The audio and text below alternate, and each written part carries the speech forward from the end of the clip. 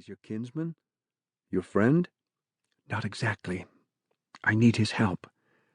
My father wants to know how long I'll be away.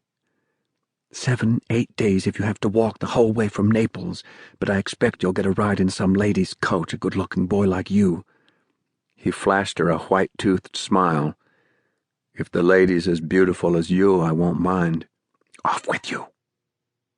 She turned and went up the path again, thinking it not the least of her miseries that the granddaughter of the deified Vespasian and the niece of Emperor Domitian must suffer the impudence of a peasant.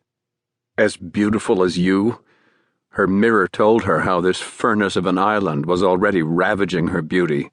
Fear etched its mark upon her too. Fear of withering and dying here, forgotten and alone. Fear that the emperor who had ordered her husband strangled might turn his wrath on their helpless children too. Did he have them now? What would that monster not sink to? Sextus Verpa, the informer, had denounced her and her husband to Domitian on charges of atheism and following Jewish practices. Atheism meant refusing to worship the gods of the official state religion with the emperor and his deified forebears among them, and an attraction to Judaism was tantamount to sedition. Even after the crushing of the revolt, hatred of the Romans still smoldered in Judea. Not even kindred blood. She, Clemens, and the emperor were all of the Flavian clan, had sufficed to save them. After all, an emperor who believes himself to be a god is bound to resent atheism. She sat down in the shade of her doorway, and the goats came up to nuzzle her. She wasn't as brave as the other God-fearers. She was ready to bargain for her freedom and her children's lives with the one thing of any value she still had. And Verpa would help her because there was profit in it. If she must betray her friends, she thought, where else should she turn for help but to her enemy? She fell on her knees then and prayed to the one God to forgive her for what she, a weak and sinful daughter of Eve, was about to do. The 7th day before the calends of Germanicus, the 11th hour of the day. Rome. I despise you. But if I must betray my friends, where else shall I turn for help but to my enemy? Verpa set the letter down, barked at a slave to bring him chilled wine, wiped his lips with a thick hand and wiped the hand on his thigh. Though the sun had sunk below the housetops, still the heat was insufferable.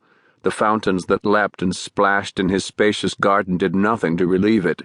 He took a sip of wine and returned to the letter. I dare not write directly to the emperor. Too many eyes see his correspondence. Go to our house. Stephanus expects you and will show you where to dig. Take the horoscope that you will find under a paving stone in the garden. It predicts that my husband will sit on the imperial throne. What a cruel joke! Clemens rests with the patriarchs now, better than any earthly throne. There was a second horoscope. I don't know who has it, though I could guess, that predicts the date of the emperor's death, not many weeks from now. I don't doubt that the plotters by now have chosen another candidate for the throne.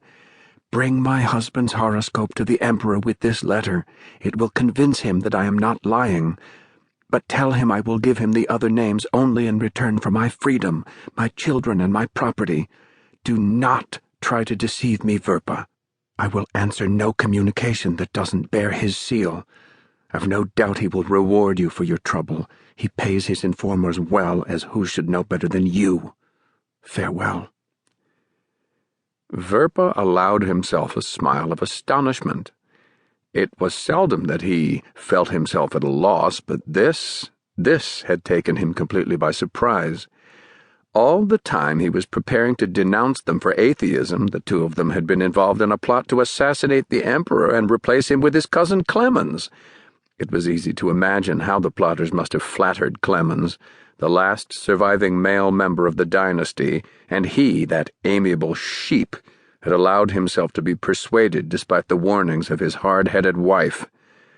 And who were these other conspirators that Domitilla was now so anxious to betray? Verpa had not spent 30 years as a Roman senator, courtier, and spy for 4 emperors without forming some shrewd opinions as to who some of them at least were.